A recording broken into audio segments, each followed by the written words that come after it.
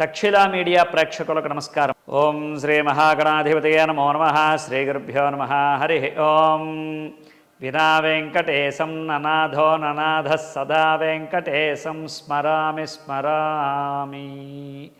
మనం ప్రతినిత్యము కూడా నాథనాథుడైనటువంటి భగవంతుడు ఎవరైనా ఉన్నారు అంటే అది శ్రీ వెంకటేశ్వర స్వామి.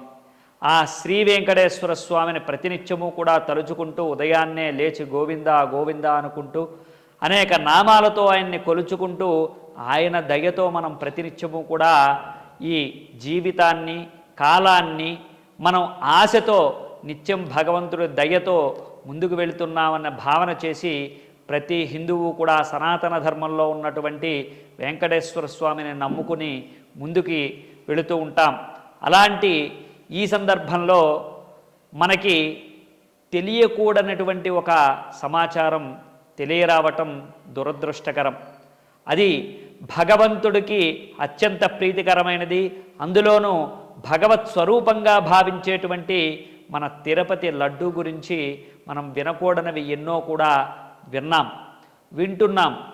మరి దీనికి పరిహారంగా ఏం చేసుకోవాలి? ఇది తెలిసిన తర్వాత నుంచి ప్రతి భక్తుల మనసులోనూ కూడా చాలా వికలత, అశాంతి నెలకొని ఉంది. మరి వాళ్ళందరి మనసుల్లోనూ కూడా ఇప్పటిదాకా తీసుకున్నటువంటి ప్రసాదాన్ని, స్వామివారి లడ్డూ ప్రసాదాన్ని మనం అత్యంత పవిత్రంగా భావించి తిన్నామే.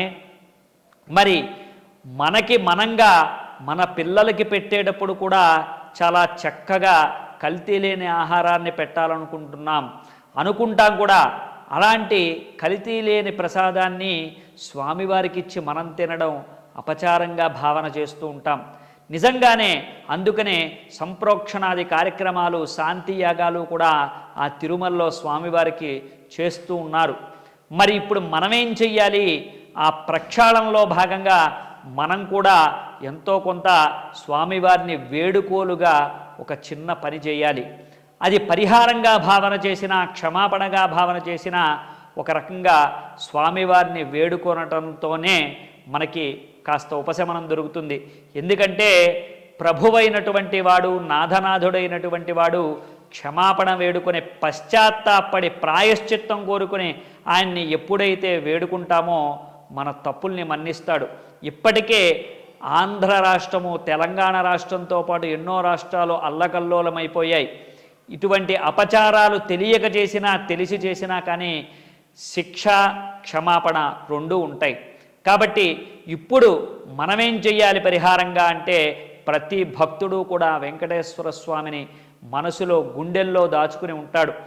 1000 మెట్లెక్కి, 3000 మెట్లెక్కి నడకదారిలో స్వామివారిని దర్శనం చేసుకోవడానికి వెళ్తూ ఉంటారు అంటే అది ఇప్పటికీ కూడా చాలా చిన్న విషయంగా భావన చేస్తాం. ఎందుకంటే స్వామివారిని చూడాలి అనేటువంటి తాపత్రయంతో, శ్రమతో కూడుకున్నటువంటి పనిని కూడా చాలా చిన్నదిగా భావన చేసి మనం వెళ్ళేటువంటి పనిని ఆ స్వామివారికి సమర్పించి అక్కడ వడ్డీలు చెల్లించి ఆయన్ని వేడుకొని సంవత్సరానికి ఒక్కసారి ఆ పేద మధ్యతరగతి వాళ్ళంతా కూడా ఆయనకి ఆ వడ్డీలు చెల్లించి వస్తూ ఉంటారు.